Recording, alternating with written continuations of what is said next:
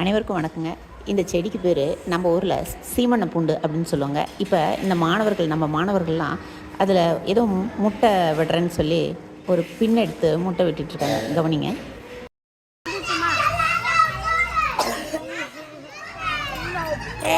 ஒரு முட்டை வந்துச்சு. பறந்து போச்சு. அச்சோ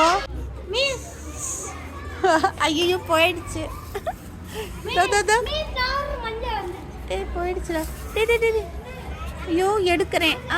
சூப்பர். ஓ ரெடி. தான் வந்துச்சு. எங்கட போச்சு? கீழே வந்துருச்சு.